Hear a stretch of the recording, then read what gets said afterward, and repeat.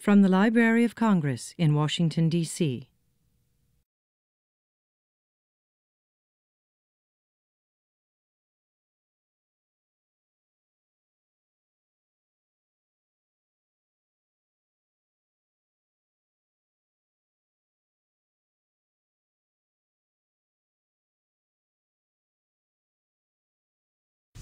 I think we're going to go ahead and get started. I know more people will join us, but our panelists today are such fascinating people and I know have a great deal of information to impart, and I don't want to cut that short in any way. So let me take this opportunity to welcome you to the Library of Congress. My name is Roberta Schaefer, and every day I have the pleasure of serving as the 22nd Law Librarian of Congress. It's also my pleasure, although there are sort of quotes around pleasure, to welcome you to our 4th annual commemoration of Human Rights Day. It is my personal dream that someday we will actually not commemorate Human Rights Day, but we will celebrate the fact that there is no longer a need to discuss human rights around the world. I'm not hopeful at this point that I will live to see that day, but one can always hope. Before we begin, I wanted to just say a few words about the Library of Congress and, in essence, sort of our part in human rights and our contribution to it as a library. And it really starts with the unit that's hosting us today, the Law Library, and that is that we collect over 240 jurisdictions, living and dead legal systems and jurisdictions, and that is not inclusive of the 56 U.S. jurisdictions that we also collect. And in this phenomenal collection are really the stories and the history of human rights for all peoples, but in particular women, both good and bad. So laws that have helped the cause of women and those that have really been the very constraints that have been put on women and their rights through the ages. In addition to the Law Library, the Manuscript Division of the Library of Congress contains phenomenal collections of women from across all the professions. In the legal arena, women like Sandra Day O'Connor and Ruth Bader Ginsburg, who may have been spokespeople for women's rights, and in other areas, women themselves who fought the cause of human rights for their own groups and for women writ large. So this institution in its own right brings a lot of credibility to the discussion of women's rights and human rights, and it is therefore a pleasure to be hosting the program this afternoon, in which we will look at the broad topic of women's rights and opportunities with 3 distinct lenses on those topics. So I will just briefly point you to our lovely program. And in there you will see rather lengthy, but I'm sure not adequate enough descriptions of the backgrounds of our 3 distinguished panelists this afternoon. We'll start with Dr. Sharon Hrynkow, who is the Senior Advisor to the Assistant Secretary of State for Oceans, Environment, and Science at the U.S. Department of State. She is a neuroscientist by training, and I think that gives her an immense amount of credibility in a discussion that focuses on law. Our next speaker will be Stephen Shapiro, someone who I just met today face-to-face for the first time, but a person I personally have admired for many years. Anytime I see his letter to the editor in the various newspapers I read on a daily basis, I'm always going right to that point first. He is, as many of you probably know, the legal director of the American Civil Liberties Union, our nation's oldest and largest civil liberties organization. He has a staff of approximately 90 full-time lawyers, and they maintain an incredible array of a portfolio of topics that are related to our concerns today with women and human rights, as well as myriad other things free speech, racial justice, religious freedom, due process, privacy, reproductive and women's rights, of course, immigration rights, gay rights, voting rights, prisoners' rights, and the death penalty. So I think we will see after today that we are in excellent hands with Stephen's leadership.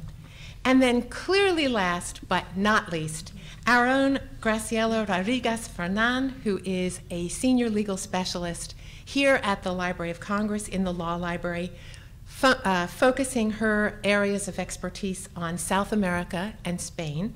She was originally an Argentine lawyer and professor at the University of Buenos Aires. She's written numerous reports of relevance to her topic and our topic today on behalf of the U.S. Congress. And we are delighted that all three of them are joining us. At the end of their formal presentations, we'll have time for questions and answers. Let me just take a brief moment before turning the floor over to Sharon to tell you some housekeeping issues. Well, first of all, a huge thank you to the Human Rights Day Committee at the Law Library, which is chaired by the wonderful Connie Johnson, who's sitting in the front. She will be the timekeeper today, but through Connie's persistence and energy, we always find a topic and then a fabulous group of panelists to fill the topic. I'd also like to tell you that we will have a reception following the question and answer period. So if I seem a little punitive because of time and I cut off the question and answer period, please don't feel that you will not have an opportunity to discuss any issue or ask a question of our panelists at the end in a more friendly and informal setting than perhaps an audience-panelist relationship. And then last, we are starting a formal evaluation system today at the Law Library. And so you will receive, or you see at your chairs perhaps, a yellow form. It's hopefully short enough for you to complete on the spot. We're very interested in using feedback so that we can improve the programs that we provide throughout the year. I'd also like to thank the Friends of the Law Library and also invite any of you who are not yet members to join the Friends of the Law Library. We're always looking for supporters, and that means intellectual as well as financial. So without further ado, I will ask you to, if in the event of an emergency, unlikely, like a water emergency or something like that, please do not be alarmed. Law Library staff will come to the sides of the aisles and will direct you out of the building. And this has never happened except for that one earthquake. So I'm hoping that our odds are really good, but don't worry, you are in excellent hands on every level. With that, please put any objects that you might have brought into the room with you in the seat or under the seat in front of you.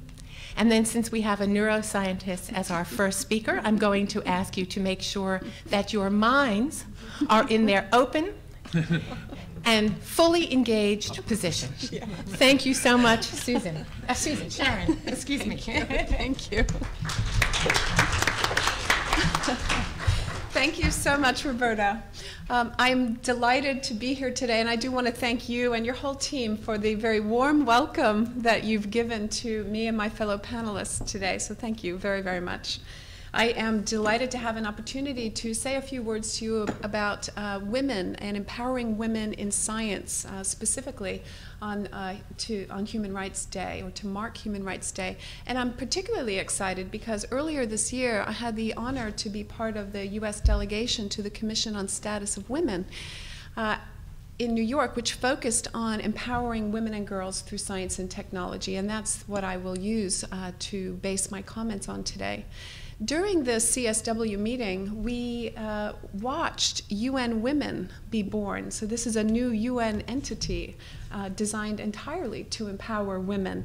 And at the launch of UN Women, Michelle Bachelet, the executive director, said over and over again, women's rights are human rights, and human rights are women's rights. And so having an opportunity today to bring all of this together with you is a great pleasure for me indeed.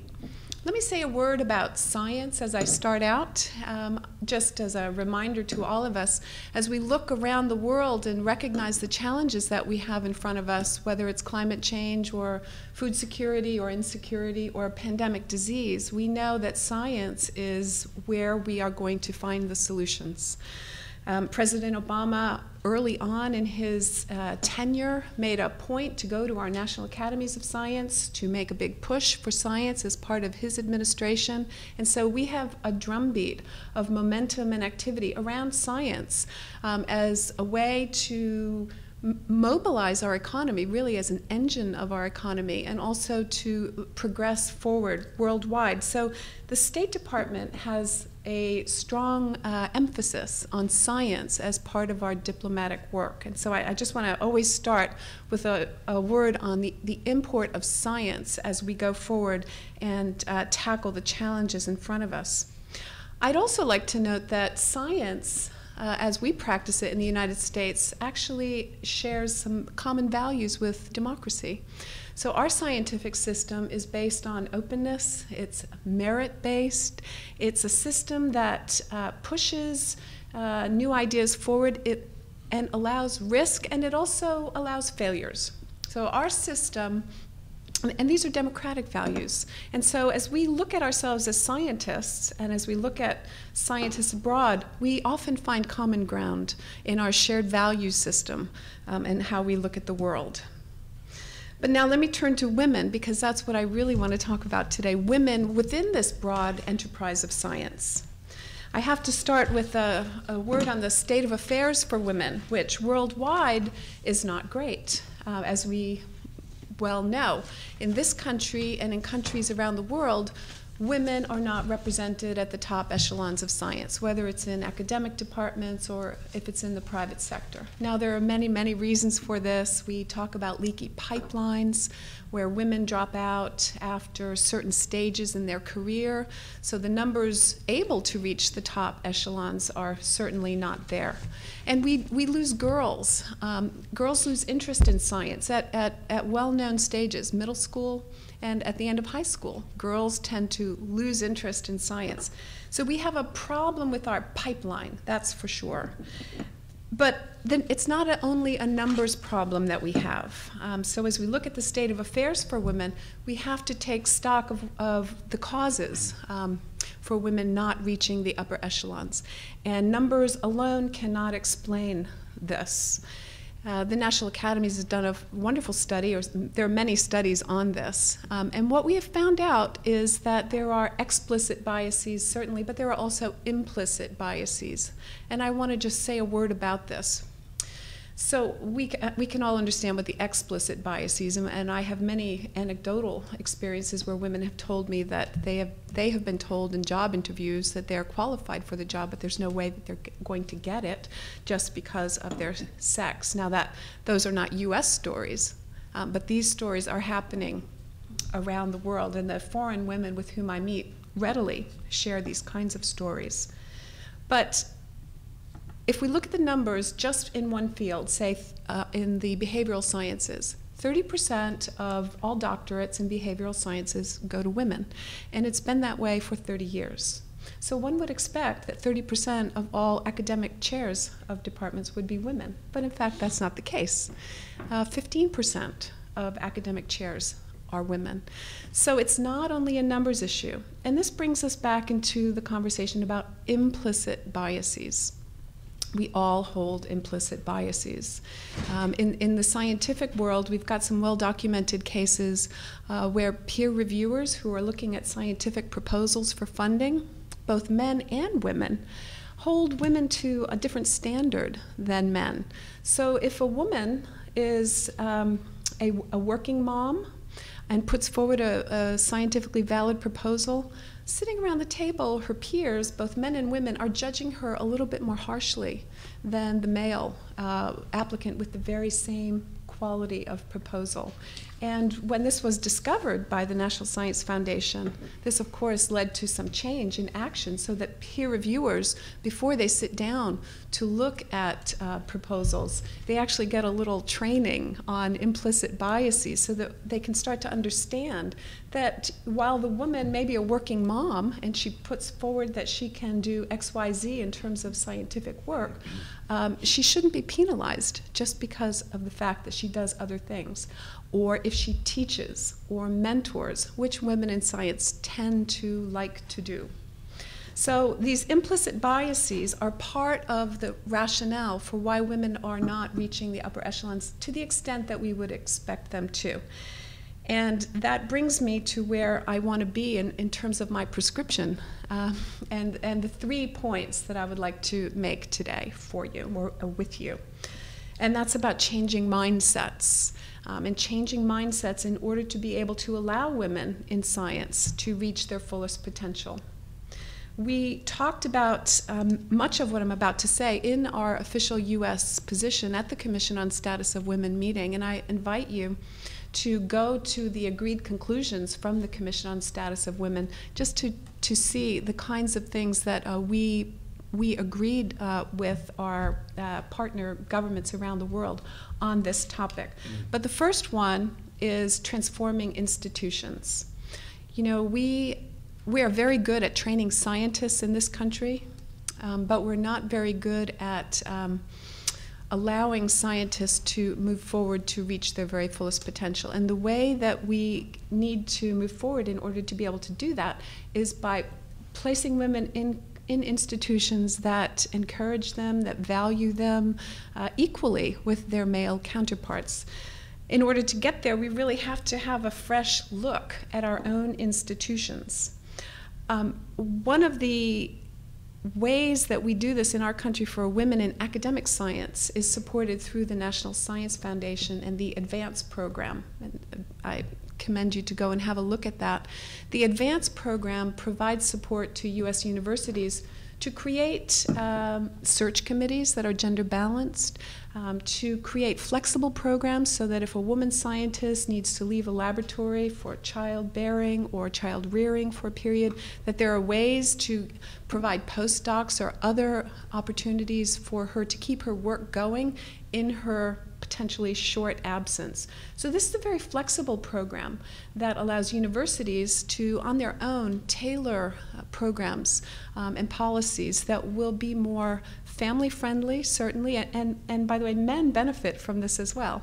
We don't view this as only a woman's issue. These are now family issues in many ways. And allow the woman to take time off, even for elder care, which is an increasing issue in our country, and then to return back to the lab.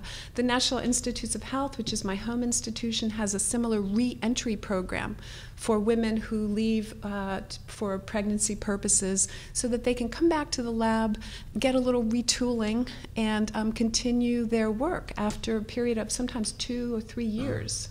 You know, the science moves so rapidly that many women can be left out. So unless we tailor special opportunities for them to return, we will, in effect, not only lose them and lose their talent and expertise, but we lose the investments that we've made in them. And on a population basis, that's not a wise thing to do.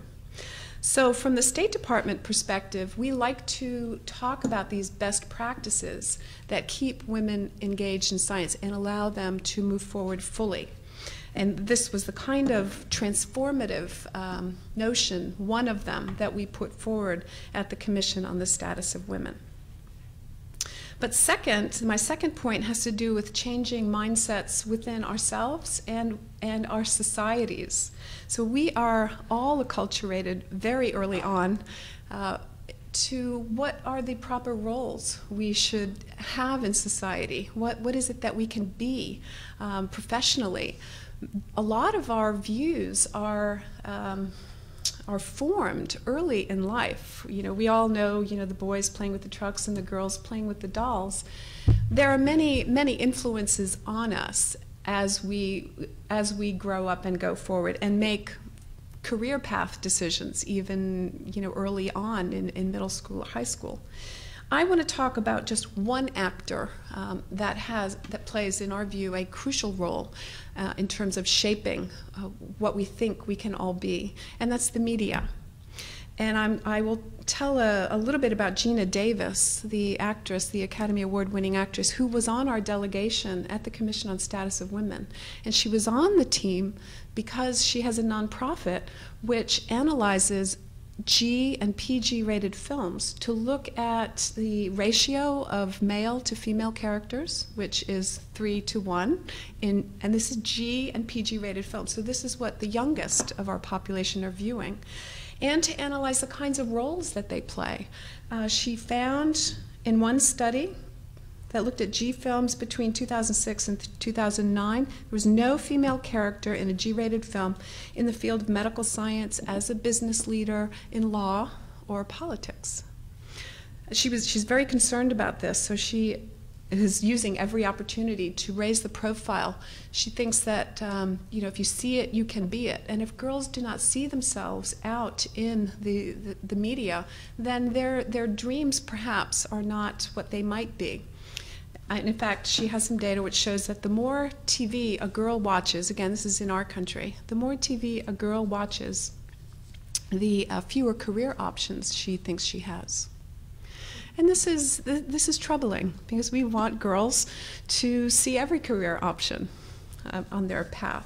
And so we are very interested in pursuing work like this on the media and the factors that come into play in terms of career path.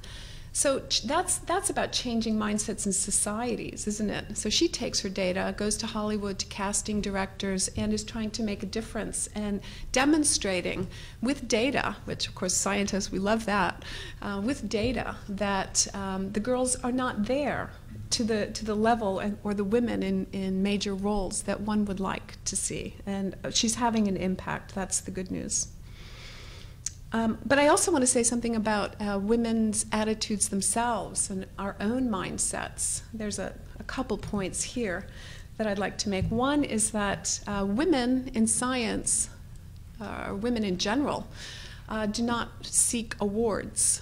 There's a database called the RAISE Project, which tracks professional awards, so recognitions given across all the fields of science and medicine. And the data are very clear that, number one, women are not receiving awards at the level that one would expect given their proportion in the field. So, for example, if physicists are 20% female, you might expect that 20% of the honorary awards in physics are going to women, but that doesn't happen. It's more like 5%.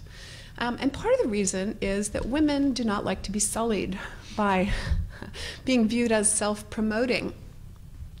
And in a culture like ours, where awards actually matter, and professional recognition, international recognition matters as part of tenure and promotion, I think that women need to understand that there's a proper way and a proper role for them to go about nominating other women for awards, perhaps nominating themselves for awards, which happens with our male counterparts. So that's something about changing mindsets in societies and in ourselves. My third point relates to using technology, changing mindsets through technology to empower women. And I'll just give a couple examples. The internet has afforded us a fantastic opportunity for women in science to become empowered. Over the last few years, there are several networks of women in science that have sprung up around the world. There's an Arab network for women in science and technology. There's an inter-American network of academies of science, which has a focus on women. Women in world neuroscience, in my field, we are networked heavily. And these networks, which are largely virtual networks, operate to reduce isolation of women Certainly, they bring women into a community. There's possibilities to share best practices through these networks, and potentially the opportunity to create international research collaborations. So the power of the network is actually very strong, and the power of the internet in bringing women together in new ways is extremely empowering. I'd like to make one more point about the technology dimension, and that has to do with technology available to all women. We were chatting a little bit, and I know that my colleague Graciela will speak about domestic violence. I want to tell you just about one of Secretary Clinton's new initiatives related to technology to empower women, and this is M-Women, M standing for mobile phones. Earlier this year, she launched with Cherie Blair and her foundation and GSMA, which is an umbrella organization of mobile phone providers, a new initiative called M-Women.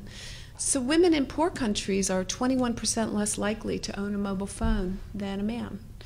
And this initiative aims to reduce the gap between male and female ownership of cell phones. Why is this important? Well, cell phones are, of course, empowering technologies. They can be used to get weather reports. They can be used to help to determine crops that could be planted. Men and women find markets for their goods on a daily basis. But relating to domestic violence, they're also very important documenting tools. Girls have been using cell phones when they're available to document abuse at schools, which happens in many parts of the world. It's not safe for a girl to go to school. So the mobile phone allows the girl to take a photo of her abuser, sometimes her own teacher, and send this forward and get some action in that regard. So we view M-Women and empowering women through technology as a very, very important opportunity. And we would like to see more of that kind of public-private partnership go forward. I'm going to close then with my remaining 10 seconds with just a comment on the Iraqi women scientist situation. So in 2005, when the new constitution was created, Iraqi women were able to resurge, and the women in science who had really been repressed for a very, very long time, decades, suddenly found themselves with an opportunity to move forward. Several of them are in the United States right now training through the Iraqi Women's Fellowship Foundation, and when they do return home, they contribute to the fabric of the democracy and to the scientific advances in their countries. So I think that for those women, they are empowered, they're retooled, they're getting retooled, and they're going home, and this is the kind of empowerment that we would like to see. In fact, one of them said to me just earlier this year that science makes me free. So she looks at her situation and what is going on, and she feels that science is her way out, and it has really empowered her. And so that's the message I want to leave with all of you today. I want to thank you for your attention, and thank you so much for inviting me.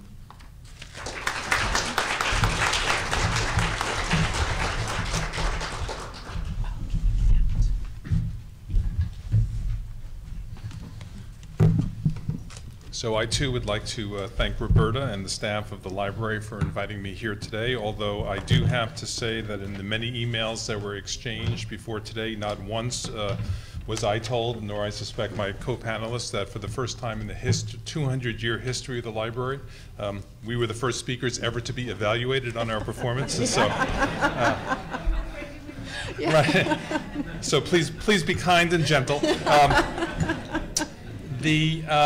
So my role, I think, today, at least as I have defined it, is to be the optimist on this panel, to be upbeat on this panel. And it's a role that I'm comfortable playing for a couple of reasons.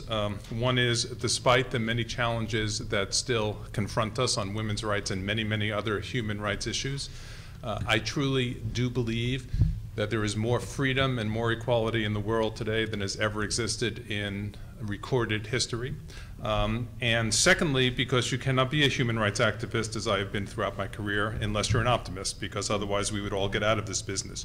So I'm going to begin back in the 18th century, because I don't think we can appreciate where we are unless we understand where we have come from. It's important to not minimize the difficulties that we confront today, but it's important equally, I think, not to forget what we have already overcome and the progress we have already made. And so back in 1768, this week actually, in 1768, the first edition of the Encyclopedia Britannica was printed. I owe this fact to Garrison Keillor in the Writer's Almanac, which I highly recommend to all of you. But Garrison Keillor tells me, and if Garrison Keillor tells me, I believe, that the first issue of the Encyclopedia Britannica was published in 1768. It was published in Scotland. It was a product of the Scottish Enlightenment. And it came out, it's quite a remarkable story, it came out in weekly installments from 1768 until 1771 when it was completed. When it was completed in 1771, the first edition, it ran to several thousand pages. And among those 7,000 pages, there was an entry for women. And this is what the entry for women said in its entirety: female of man. So that's where we start from. 8 years later, we have the Declaration of Independence in the United States. Still one of the great human rights documents of all time. And the Declaration of Independence, of course, famously says all men are created equal. Now, sometimes when people use men in that kind of phrase, what they really mean is all people are created equal, and they're using men fairly or unfairly to represent both genders. But that is not what our founding fathers meant. They said all men, they meant all men. And that was, I think, in fairness, because they weren't even thinking about women. Women had not entered their consciousness, and of course, not only did they not mean only men, they meant only white men, and not only did they mean only white men, they meant only white propertied men. And so women were pretty much an afterthought in the founding documents in this country. Fast forward another 100 years, and we get to the famous case of Myra Bradwell. Myra Bradwell was a woman lawyer in Illinois who wanted to be admitted to the bar of Illinois in the 1870s. And to be admitted to the bar, to be able to practice in Illinois at the time, what you needed was the approval, sort of an interesting process. You needed the approval of 2 justices on the Illinois Supreme Court. They had to certify to your good character and ability. And the Illinois Supreme Court refused to approve Myra Bradwell's admission to the bar of the state of Illinois, and they refused to approve it solely on the grounds that she was a woman, and there were no women admitted to the bar, and they didn't see any good reason why there ought to be women admitted to the bar, and which just reminds me of another story. I will digress for 1 second, but my wife, who is sitting out here, has this wonderful story about being at a Rotary Club event maybe 15 or 20 years ago, because she ran this nonprofit arts organization that was receiving an award from the Rotary Club. And she was sitting next to a woman on the dais who was an officer of this Rotary Club that was giving Nancy's organization an award. And the woman was telling a story that the Rotary Club had just recently, not so recently, I mean 10 years prior, admitted women for the first time. And they admitted women for the first time because the United States Supreme Court ordered them to admit women. And this woman said to Nancy, you know, my father was a member of the Rotary Club for a very long time. And he was very opposed to the admission of women. And I said to him, Dad, you know, it'll be a better club if it has women in it. And he said, I know it will be a better club, but we don't want a better club, we want our club. So that's the way the male lawyers felt in Illinois in 1872. And the way they justified it, which was itself very interesting, was to say, well, women obviously could not become lawyers because the relationship between an attorney and a client is a contractual relationship. And at the time, not women lawyers, married women could not enter into contracts without the permission of their parents. That's a Freudian slip. The permission of their husbands. And so since they were not capable of entering into contracts on their own, they couldn't form attorney-client relationships, and if you couldn't form an attorney-client relationship, you could not be a member of the bar. Well, Myra Bradwell was not content with that result, and so she appealed the decision of the Illinois Supreme Court to the United States Supreme Court. And the United States Supreme Court in 1872, in one of these infamous decisions that lives on, agreed with the Illinois Supreme Court that Myra Bradwell should not be, had no constitutional right to become a lawyer in the state of Illinois. And there was an opinion in the case that was written by Justice Joseph Bradley. And here's what Justice Bradley said, among other things. He said, the civil law as well as nature herself, so nature was a woman, the civil law as well as nature herself has always recognized a wide difference in the respective spheres and destinies of men and women. Man is or should be woman's protector and defender. The natural and proper timidity and delicacy which belongs to the female sex evidently unfits it for many of the occupations of civil life. The harmony, not to say identity of interest and views which belong or should belong to the family institution is repugnant to the idea of a woman adopting a distinct and independent career from that of her husband. The paramount destiny and mission of women are to fulfill the noble and benign offices of wife and mother. So that was the view of the Supreme Court in 1872. Fast forward another 100 years till 1981, and Sandra Day O'Connor is appointed to the Supreme Court by Justice Ronald Reagan to be the first female justice ever on the Supreme Court. She is joined 12 years later by Justice Ruth Bader Ginsburg, and now there are, of course, 3 justices on the 9 on the Supreme Court: Justice Ginsburg, Justice Sonia Sotomayor, and Justice Elena Kagan. And I can only tell you, for those of us who have the privilege of practicing in front of the United States Supreme Court, or if any of you have gone and observed the United States Supreme Court, it makes an enormous difference to look up at that bench and see 3 women sitting there. The audience feels it. I am sure the members of the court feel it. And it is more than visual. It affects the jurisprudence of the court. It affects the court's decision-making process, and it affects it not because women think differently than men or decide cases differently than men, but every judge brings to the bench their own life experiences. And the life experiences of a woman are different than the life experiences of a man, and that came home in a very personal and poignant way for me 2 years ago, when we had a case in front of the Supreme Court involving a 13-year-old girl named Savannah Redding.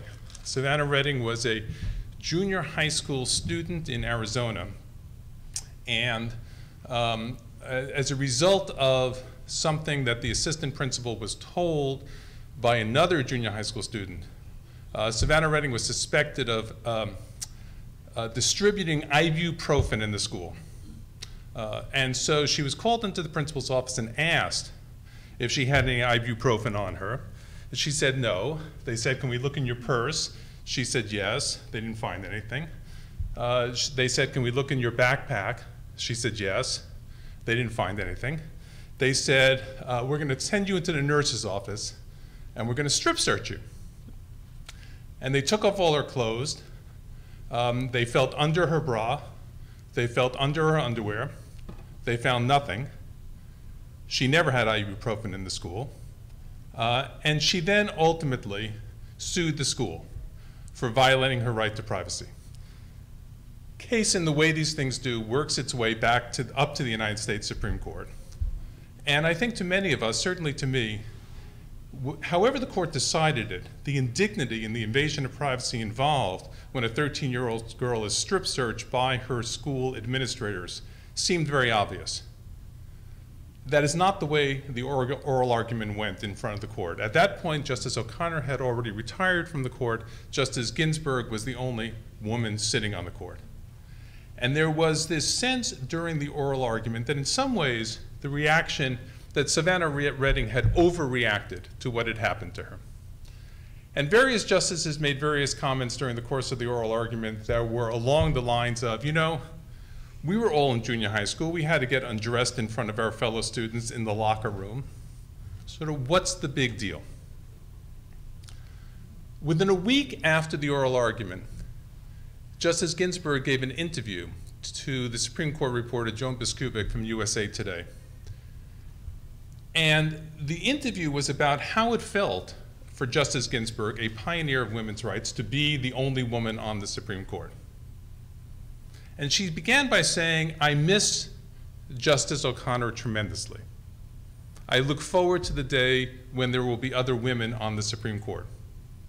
But she then referred back to this argument that had taken place only a few days earlier, which is an extraordinary thing. Justices on the Supreme Court do not often talk about cases before they have been decided.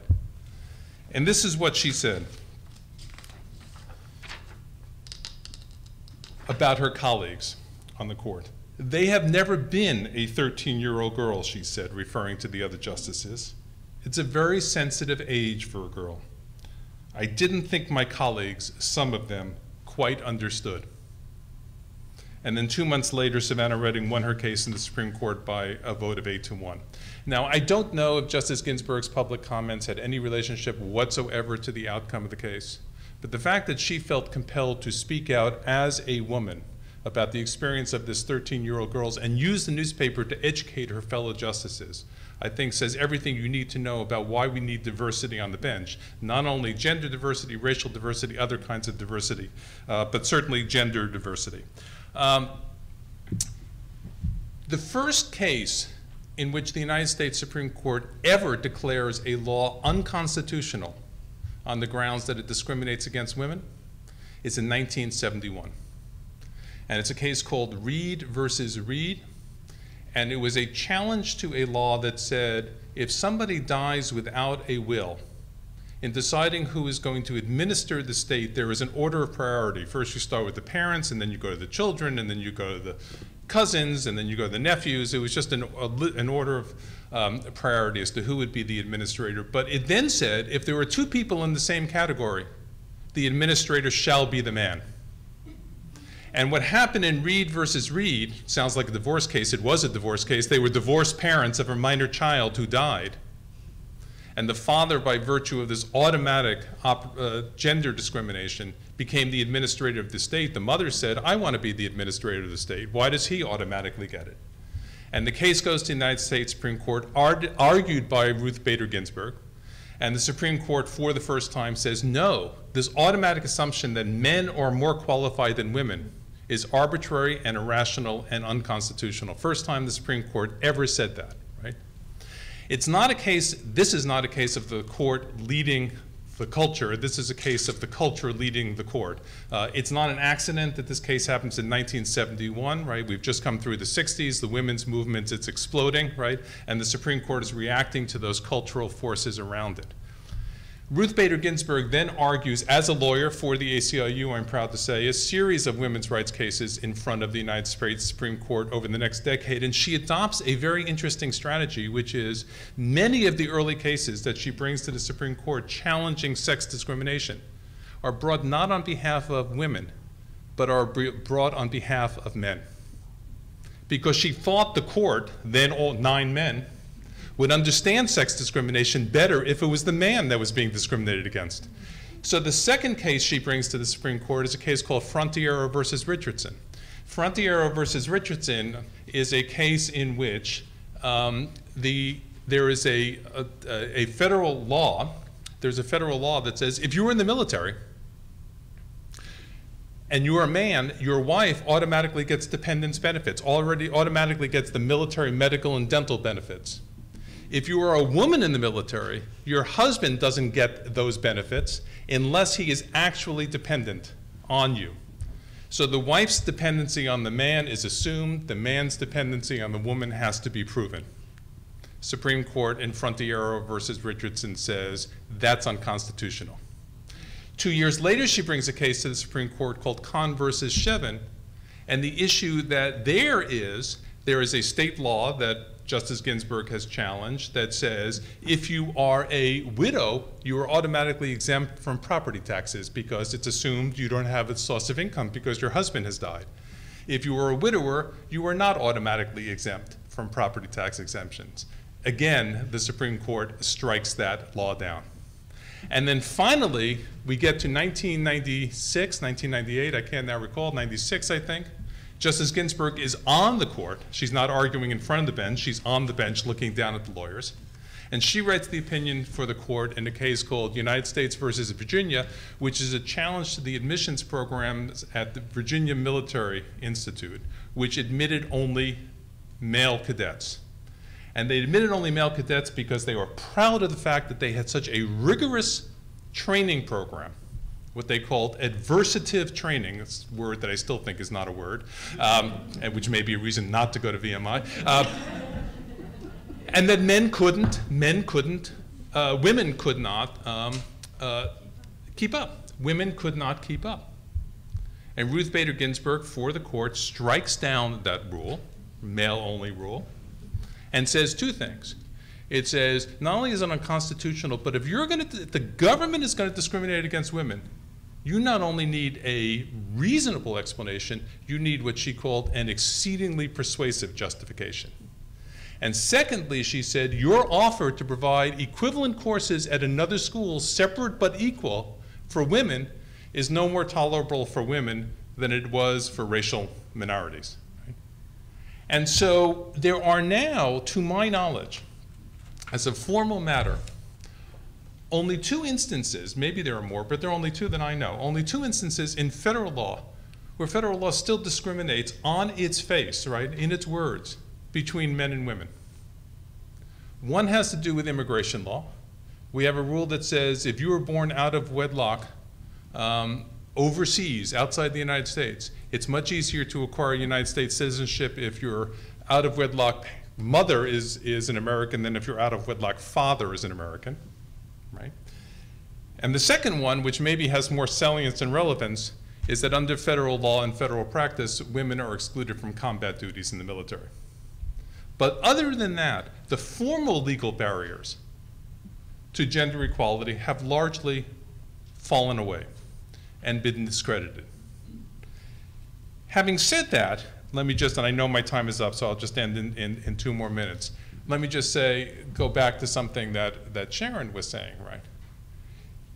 One of the things we have learned about women's rights, as we've learned about equality across the board, whether it's racial, religious, or gender, is in some ways eliminating the formal barriers, the explicit biases, is much easier than eliminating the implicit biases.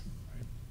And it's the implicit biases that are what cause the fact that women still earn 77 cents on a dollar for every dollar that men earn, that women are 40%, almost 50% across the board, not just in sciences, not just in academia, 50% of the workforce and only 40% of the managerial force. And those attitudes, which are cultural and deeply embedded, don't have the sanction of law, but have the sanction of tradition behind them, are much, much harder to overcome. And we are still struggling, I think, very much in that battle for all the reasons that Sharon had said. And the second thing that has to be said, I think, is that we are now facing the greatest assault on reproductive rights that we have seen in our country since Roe v. Wade in 1973 said the decision about whether to carry a child to term or not belongs to a woman and her family and her doctor and not to the government. That right is under attack in a way that it has never been before. And as Justice Ginsburg, I think, recognized from the very beginning, women cannot achieve true equality in our society, in our economy, in our professions, in our democracy, unless they have control over their own reproductive choices. And so we have tremendous battles ahead. Progress is never linear. But as we think about those battles ahead, I think it's also important not to forget how far we have become. So thank you very much.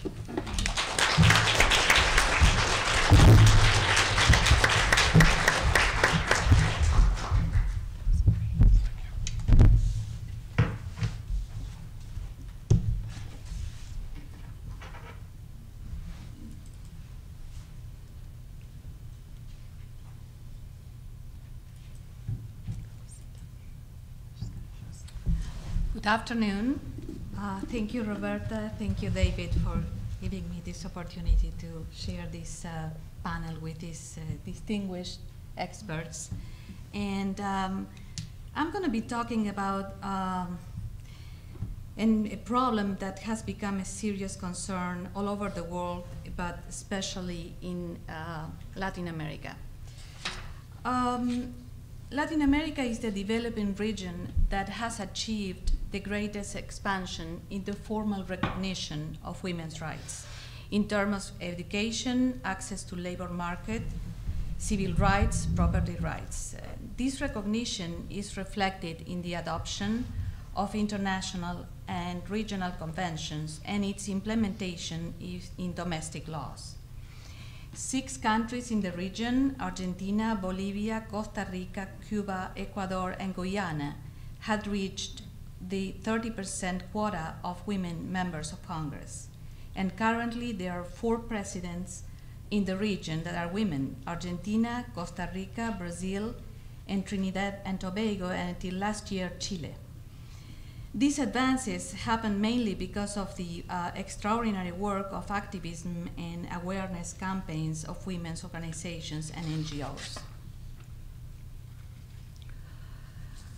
In spite of these very important advances, the reality of women in the region is still far from acceptable, and in many cases it has deteriorated in the last decade. One of the most serious factors contributing to such deterioration is the systemic violence against women and girls in the region and the escalate of killings of women. Violence affects women especially in those situations of vulnerability, such as indigenous women, internally displaced in war zones like in Colombia, in an environment of poverty and economic dependency with no access to the education. Now, the consequences and the costs of violence against women go beyond the pain and suffering of the victim and her family, because it includes the costs of health care, the treatment, the support of abused women and their children, and to bring the perpetrators to justice. The violation of women's rights and its related violence are not new problems, as we have seen in the prior presentation. Throughout history, gender-based violence has been a social tool to keep the subordination of women, and therefore this is something that we have been trying to fight for so many years, to overcome the unequal distribution of power that exists between women and men in our society. This crime is generally perpetrated by current or past partners, husbands, or close male relatives, but also by others unrelated to the victims. One of the main problems in dealing with violence against women is impunity, which is a direct consequence of a deficient system of access to justice.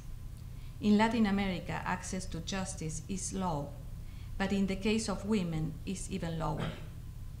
Women distrust the system because it is slow, and in many cases the court personnel do not take women's reporting and claims seriously, especially due to stereotypes. Judges do not have gender prospective training in law schools or in their professional career, and therefore, without an efficient access to justice by women, the legal framework becomes insufficient. Another additional problem is that in the case of domestic violence, which then generally takes place at home, it is a matter that is considered by society as a private matter that should be kept at home and resolved at home. In practice, this means that these crimes are not reported and are not punished.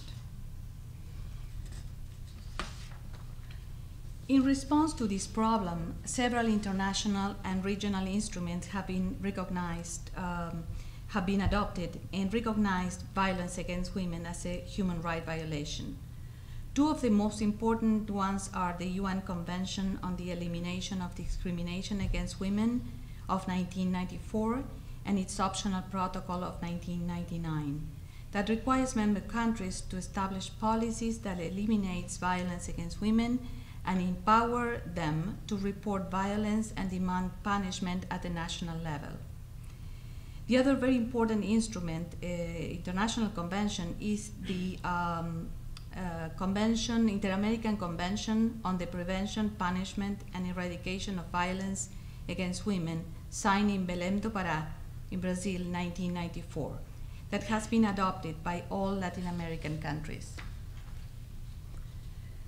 This is a historic convention because it's the first and the only international instrument in the world that addresses specifically the issue of violence against women. Under this convention, violence against women is any act of gender-based violence that results in the physical, sexual, or psychological harm or suffering to women, including threats, coercion, or arbitrary deprivation of liberty, whether public or private. This is a legally binding instrument and requires member countries to enact domestic legislation on violence against women. In this regard, the Convention has provided the foundation for the adoption of domestic violence laws in all countries in Latin America. Almost all countries have already adopted this kind of laws. And even some countries have gone further to enact laws on the so-called second generation legislation on violence against women to include other types of violence such as rape, trafficking, sexual harassment, and exploitation or emotional or economic violence, and even femicide. The Convention also requires the countries to exercise due diligence in the prevention, investigation, and punishment of the crime, and requires to keep statistics of incidents of violence. It has its own follow-up mechanism to examine the progress made by the state parties in achieving the objectives of the Convention. Under the Convention of Belém do Pará, every woman has the right to have her physical, mental, and moral integrity respected, with a life free of violence, with personal freedom and security, equal protection under the law, and prompt access to justice. Women around the world, and especially in Latin America, have used the courts to, international courts, especially, to get justice, winning cases that benefited not only themselves, but it expanded access to justice for millions of other women. I want to highlight two of the most relevant cases decided by the Inter-American Court of Human Rights. One is the case of Maria da Penha.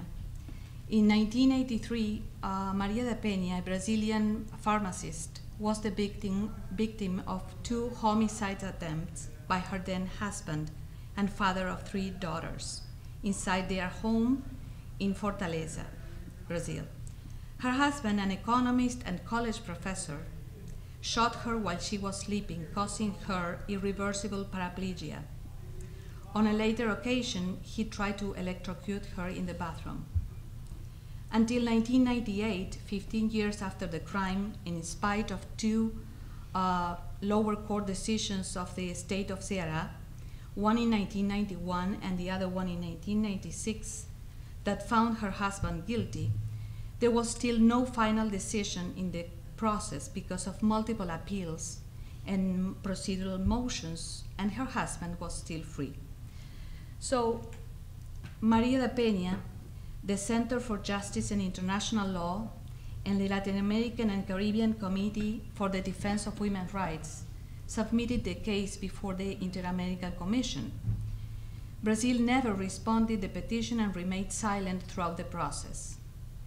In a 2001 decision, the Inter-American Commission made the government of Brazil liable under international law for negligence, omission, and tolerance of violence against women in violation of the commitments undertaken under the Convention of BELEM du Pará. This decision concluded that the Brazilian state had violated the rights of Mrs. da Penha to a fair trial and judicial protection. It also concluded that this violation was part of a pattern of discrimination evidenced by the condoning of domestic violence against women in Brazil through ineffective judicial action. Under this decision, Brazil was required to complete the criminal prosecution of the aggressor, investigate irregularities and unjustified delays in the prosecution of the case, provide symbolic and monetary redress for the victim, provide training on gender perspective to law enforcement and judges, streamline criminal procedure, and increase the number of special police stations for women with appropriate funding.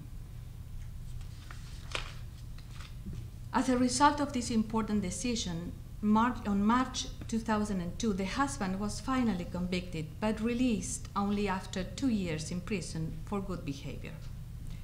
In 2004, the criminal code was amended to include the crime of domestic violence. In 2006, Brazil enacted the general law on the access of women to a violence-free life, named Maria da Penha Law in her honor. Since the passing of this law in 2006, women police stations have been filing criminal cases of violence against women and undertaking inquiries and advanced cases through the criminal justice system. The new law created special courts for domestic and family violence against women that are now supported by a multidisciplinary staff, including social workers and psychologists. These specialized courts work closely with police, shelters, healthcare centers, training, and employment facilities. Mrs. Penha received monetary compensation of 60,000 reais, that means it's $30,000, and a public apology from the government. In the same ceremony, the Brazilian state acknowledges international responsibility amid a great coverage in the news media. The investigation and accountability related to the irregularities and unjustified delays in the process are still pending. This was the first time that the Convention of BELEM du Pará was applied in the inter-American human rights system with a decision in which a country has been made responsible on domestic violence. Maria da Penha has become an incredible activist against violence against women in Brazil. She has now her own institute and has recently been decorated by the King of Spain for her amazing story and her struggle against violence against women. The other emblematic case on violence against women is the cotton field case of Ciudad Juárez, Mexico. During the past 20 years, hundreds of women, in general young and poor, have been abducted and tortured before being killed in the border city of Ciudad Juárez, Mexico. In November 2001, 8 bodies were found in Ciudad Juárez cotton field. The investigation of the case by local authorities was tainted with irregularities. There was never a prompt search in view of the disappearances, and the whole investigation and criminal process was grossly deficient. To put an example, in the course of the investigation, it was found that the local authorities refused to take denunciations of the disappearance of the girls. The police could say to their relatives that they should wait and come back in 24 hours, 72 hours, that the girls might have gone with their boyfriends, that they should wait. They couldn't do anything. When they should know that those first hours after a person disappears are precisely the most important moments in the disappearance investigation. The families were never informed about the findings of the corpses, and the forensic evidence was also flawed. The case was closed without ever finding the real perpetrators of these crimes. The Inter-American Court accepted the case in 2007. On December 10th, 2009, 2 years ago, the Inter-American Court rendered its decision on the case, establishing that violence against women in Ciudad Juárez was part of a pattern of systematic violence based on gender, age, and social class. The decision made Mexico liable for violation of the human rights of the victims and their families and responsible under international law and the Inter-American human rights system for failure to comply with its obligations to protect the life of the 3 victims in a context of violence against women that has been documented in Ciudad Juárez since 1993. The court order established that when dealing with structural problems of violence and discrimination, reparations have to have a transformative effect. And this is a crucial finding in this case with regard to the problem of access to justice in general.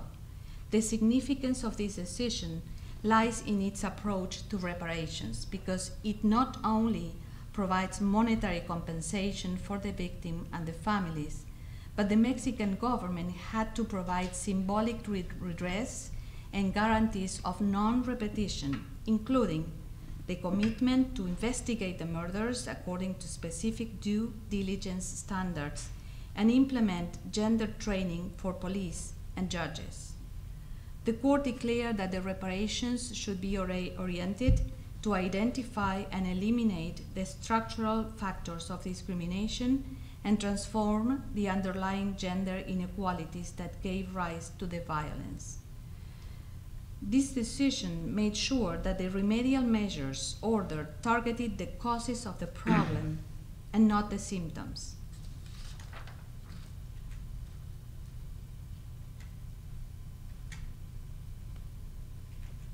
What? Oh, there you are. This is the memorial site for the victims of the cotton field case that Mexico was required to build under the decision. This was inaugurated 3 weeks ago, and it was not attended by the President of Mexico. They sent like a lower level, official, so the relatives of the victims didn't attend the ceremony of the inauguration. To conclude, the countries in Latin America have made progress in the fight against violence against women. There is a greater awareness of the problem, but the level of violence is still very high and is at an unacceptable level. The Inter-American Conventions have proven to be instruments of change. They inspired legislative and policy changes, and the Inter-American Court decisions are a great opportunity to adopt them as a legal and political instrument for action at the local, regional, and international levels, to work both in prevention and also in the punishment of the crime. The decisions also have created a clear international consensus as to the legal obligations of the states. And in my opinion, international conventions and decisions make it more difficult for countries to ignore this issue, because it is a political stigma for governments to be called and exposed before an international court for violation of this type of crime or this type of negligence on their part.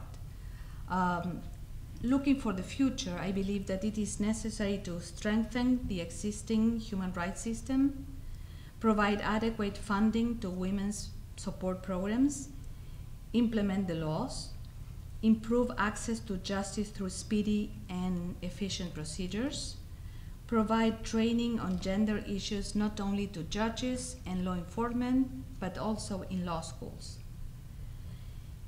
and keep statistics on the incidence of these crimes. Also, the monitoring and of the court decisions are very important to check and to make sure that the judges, that the courts are applying the laws with a gender perspective, and that the law cannot keep on being neutral when you have a gender component in any of these cases. Thank you very much.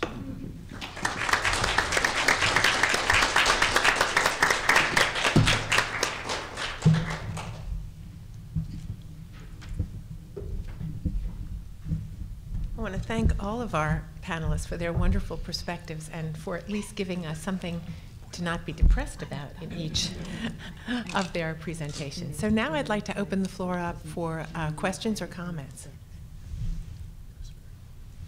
You're all so happy, I guess, then.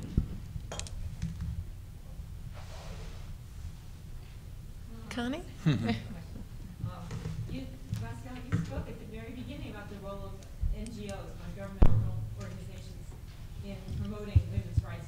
Were there any particular groups that you wanted to highlight in that? Or, I know that the women of the mothers of the disappeared, or maybe you could speak a little about that. Is this working? During the course of the research for this presentation, I found like a number of institutions that have been very active in working with this problem, but mainly the ones that I saw very really active are the Center for Women's Rights in the OAS, and the CLADEM is the, let me give you the name, is the Center, hold on. Maybe you know more. I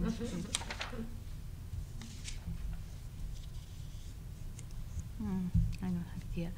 But these are groups that form within other international regional organizations like the OAS. And for example, in Brazil, Maria da Penha has a group, an institution, and a very active role in working with this problem. If I could just add one thing, Graciela was too gracious to say this, but the United States is one of the very few countries in the world not to have ratified the Convention on the Elimination of All Forms of Discrimination Against Women, and that is sadly typical of a much broader attitude in the United States towards international law. Not only do we tend to disregard international law, but there are large segments of this culture and society and our politics that are affirmatively hostile to it. And that is a real impediment to the advancement of human rights in the United States, because human rights is increasingly, especially since World War II, become an international movement, and the United States has gone from being a leader in that movement to an outlier in the movement. And I will say that one of the things that is very discouraging as a human rights lawyer is that when you now go to international conferences, there was a time in which everybody would look to the United States for leadership, and now that is not the case. There are other places around the world, or other courts around the world where people look. They look to the South African Constitutional Court, they look to the German Constitutional Court, they look to the Canadian Supreme Court. They rarely anymore look to the United States Supreme Court. When they talk about U.S. cases, they talk about Brown versus Board of Education 50 years ago. And we are losing a real opportunity, I think, to lead the world. We started the human rights revolution. We no longer lead it. I got the name. Okay, good. Got the name. Center for Justice and International Law and the Latin American and Caribbean Committee for the Defense of Women's Rights. It was difficult, you know. Come on. Not an easy acronym. No, not easy to remember. Right. Cliff, I think there are two questions in this row here. Teresa had one, I think, and then. Well, along the same lines, since you mentioned the President of the Committee of the Law of Congress, it has been a wonderful experience sitting here and listening to the review. I along the same lines with the convention, the CEDAW convention, I'd like to know whether the Latin American countries have signed or ratified the Convention on the Rights of the Child, which is very important. I think it's very relevant to this discussion, and whether the United States has ratified the convention. Thank you. I can double check, but I am pretty sure that most Latin American countries have already ratified these treaties, and also these most of countries that have amended their constitutions in the last 10 years have included these conventions as part of the top of the hierarchy of the laws in the countries. So human rights treaties have the same legal hierarchy as the Constitution. So it's very difficult to not comply with these treaties. Okay. Yes, I mean, other people can correct me if I'm wrong. I believe the answer is there are only 2 countries in the world that have not ratified the Convention on the Rights of the Child, the United States and Somalia, I believe is the answer.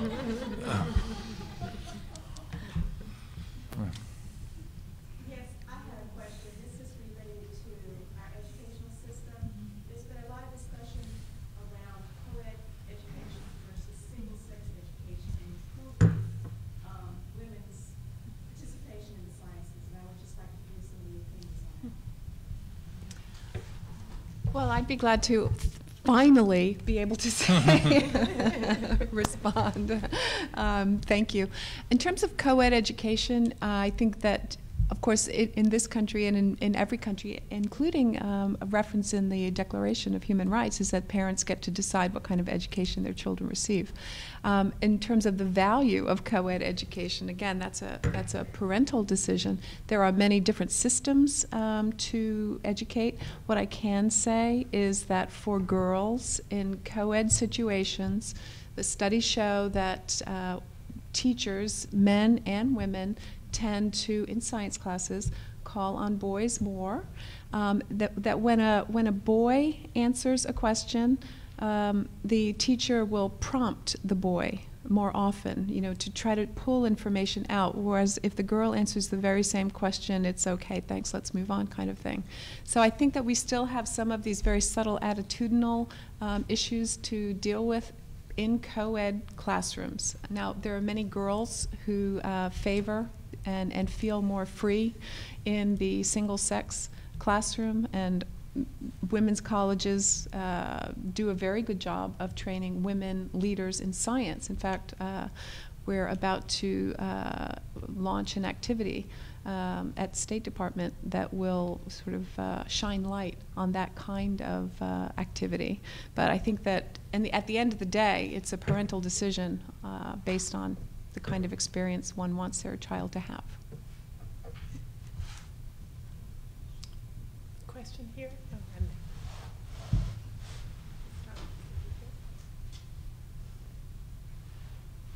My question is on land tenure system for women,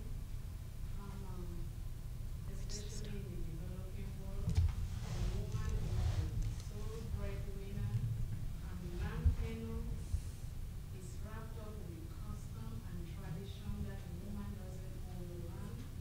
They are the sole breadwinner. I don't know if you had any focus on this point, and if you what particular attention are you taking? I'd like to say something. Landowners. Yeah. Did everyone hear the question? Maybe I can Summarize this? summarize it, at least as far as I understand it. It's about land ownership and property rights, and how that differs in the developing world. I'd like to say, from a health perspective, so I've spent most of my career in global health and started working on AIDS early on, about 20 years ago. And land ownership actually has something to do with AIDS. And we just marked World AIDS Day just on December 1, not a week or so ago. What's the link between land ownership and, in this case, a very critical health problem? The fact is that women who are stigmatized if they become HIV infected because of their husbands and social practices that put married women at risk for getting AIDS. They can be, if her husband dies, she can lose her home. The house goes to the brother or another male relative. So she is now HIV infected and out on the street, even potentially without her children, who remain with the family. So in that case, since she's not able to maintain her home and her land or have property rights, she is at direct risk for even worse conditions. Oftentimes, those women turn to prostitution as the only possible way of eking out a living. And so their plight is, in this case, directly tied to the fact that they cannot own property. So I think you've raised an incredibly important issue. Thank you. Did you want to comment, or Steve, did you want to comment on that? The only thing that I wanted to add is that the essential insight of the human rights revolution is that human rights are rights that belong to all of us by virtue of being human beings. And that includes men and women both and equally. And there's obviously a very large debate about what is a universal human right that should apply to all peoples in all places, and what rights can be culturally and politically determined by individual countries and individual cultures. But my own view of it would be that the right to own property and own land is indispensable to being a fully recognized and functioning human being in most societies, and that it cannot be a right that is limited on the basis of gender. And too often, violence against women is justified or at least excused on cultural grounds. And Secretary Clinton gave a really remarkable speech 2 days ago about gay rights. And for those of you who have not read it, I really do urge you to take a look at it and read it, because it really was remarkable. But in the course of it, she was comparing the gay rights revolution to the women's rights revolution. And one of the sentences in the speech was, she said, violence against women is not cultural, it is criminal. And I believe that is the case. Depriving women of the right to own land is not criminal in the same sense, but I think it is a violation of basic human rights. I wanted to say that is regarding property rights in some cultures and some countries that have also customary law in place. This is a serious problem, because you have to create a system by which both systems are consistent, and regularly the balance goes towards against the women. So, for example, in many countries with indigenous populations like Peru, Colombia, Ecuador, you know, this has been a critical issue, and they are still struggling with finding a solution on how to deal with this problem. Same thing with, for example, rape in indigenous populations, because, well, under indigenous tradition, girls initiate their sexual life early. Well, that doesn't mean that you can rape an Indian girl, because even if in your tradition that is accepted, you live in a country that have a rule of law that applies over, you know, have a precedence over those traditions. I think there was another question, Cliff. Thank you. I may have missed this segment of the presentation, which is on women's rights in the U.S. and unfinished agenda. This question is for Mr. Stephen Shapiro. I noticed from your profile that you also do work in Asia, having been born and brought up in 2 different continents, the continent of Asia and in America. I very intimately identify with the cultural differences, and I'm very happy to see Secretary of State. I did see that comment, including her recent visit to Asia and the Bali summit with the president. I have a question about what do you think is the major difference on the unfinished agendas that are critical in the U.S. as opposed to Asia, or do they both share a common thread? Have they come far in the history of women's rights and movement?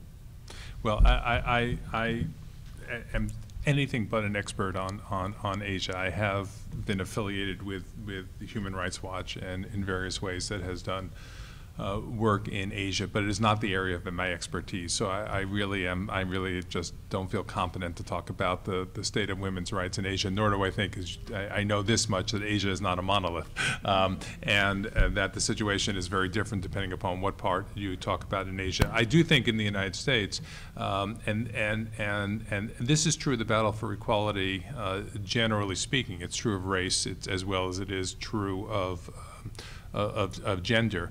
We have largely succeeded in creating formal equality in the United States, and that is to say that laws that expressly discriminate on the basis of race or religion or gender have pretty much been eliminated. What we still have a very long way to achieving is substantive equality, and the reasons for that are incredibly complicated, and they are different, for gender than they are for race, although women who are also members of minorities, cultures and traditions often suffer under, a dual, they face multiple hurdles. But maybe others can talk about Asia. I just don't feel like I'm competent to do that. Anyone in the audience would care to make a comment about our participants' comment? Cliff? Can we ask you to do a sprint up to this row? You think you're allowed? Okay. Project. This is just a comment for Sharon. I remember you mentioned that, the awards are very important for both gender, and you said that we should, try to increase the percentage, but I think that should be based on the talent or whoever it should get that, irrespective of the gender. I mean, that's just a comment. No. I don't know why should we discriminate in that, women should have that percentage, 80 versus 20, instead of saying that everybody, who has the talent of receiving the award, irrespective of the gender, it should be awarded to that person, whether it's male or female. Absolutely. I wholeheartedly concur with what you just said. What I've observed is that women, however, who are quite talented superstars are not as adept or even as enthusiastic about seeking awards and receiving awards as their male peers. That's the point. And there's an attitude issue in women who do not wish to be viewed as self-promotional, because in our culture, women who overly self-promote are viewed as well, it's a pejorative. Let's just say that. So the idea is, I'm from the State Department. I'm trying to go around my words. Yeah. Anyway, I agree with you. We're a merit-based society, and merit should rule. Are there any other questions? Could I just say a word about data? Yes, please. I wanted to say something about the import of having data, and whether it's women in science or women in anything. It's so important to be able to track progress. Now, we have laws in place that propel us forward in many ways, but unless we track where women really are, we're not able to quantify success. The U.S. on women in science does a very good job. We collect data and we disaggregate it by sex. That's very good. We also disaggregate to a great degree by race, and therefore we know that women of color in science fare worst in this country. One of the things that we're trying to talk about with partners around the world is this collection of data disaggregated by sex and race. Now, there's only a few other countries in the world that actually do this, but unless we can count what we have now, we will not be able to track progress, and so we think that that's very important, and I wanted to raise that. Cliff, I think there's a new question here. That would be a second question. Please wait for the microphone. Okay. Thank you. I just actually want to contribute something because people talk about human rights in Asia, and I'm the foreign law specialist now covering China in the Law Library of Congress. And for talking about human rights in China, I think everybody will know that a lot of concerns over this issue in China. But when you talk about women's rights, I do have something like special to share. Like if you know, like after the 1949, when Communist Party took over the power, the first law passed by the new China is not constitutional law, but it's a marriage law. And in that law, it's the first law passed by People's Republic of China.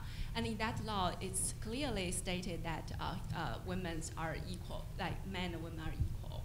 And it's not just a declaration, actually. To some extent, it's true.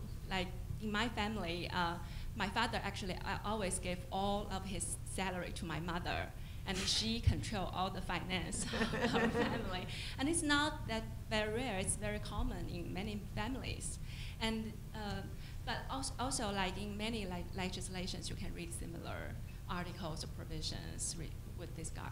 But the reality always says another thing. Like you can also find something like very expressly inequality. I mean, like for example, when I work for a university and the court is hiring assistant to the court from the recent university graduates, and they clearly, that's in 2000, and they clearly say that they want to own only boys, only male graduates. The reason for that is that for that court, that division, they have only male judges there. So they're considering like if they send judge to like for business travel, if all the colleagues are males, they can share room. But if they have only one girl there, she must have her separate room. So that's very costly for the court to do. So for the convenience of the court, for the administration of the court, so they decide that they hire only male graduates from the law school to that court. I think they're still thinking this way, but now maybe nowadays they don't list it there. But still, that's something that's maybe in the decision makers' minds that they tend to hire males in that way. So that's just a little bit contribution. Yeah. I was just going to tell one very quick story, but there was a very big case last year in the United States, which was a sex discrimination case against Walmart.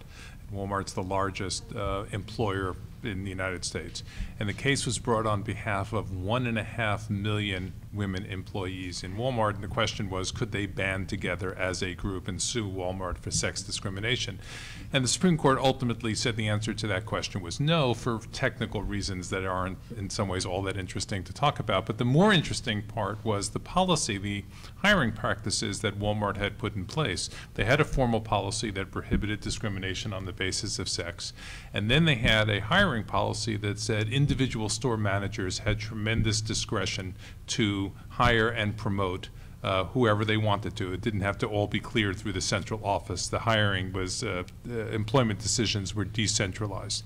And then when you looked at this decentralized decision-making system across the board, what you discovered was across the country, women were being paid less at Walmart and were being promoted less often at Walmart, right? And the Supreme Court ultimately said, but how can that, as long as we have 1,500 stores and 1,500 store managers making individual decisions, how can we say there's any discrimination going on here across the board? We have 1,500 different decision makers. And then the obvious question in response is, how do 1,500 individual decision makers reach the same discriminatory result unless there is something very deeply embedded either in the corporate culture and or the larger culture that contributes to that outcome? And that is, I think, a sort of microcosm of what we're now struggling with. I think I'll conclude now so that we can enjoy some social time together in the back with the reception. I'll just thank our panelists. It was a wonderful and varied presentation. We thoroughly enjoyed it, and I think you all came together in the Q&A beautifully.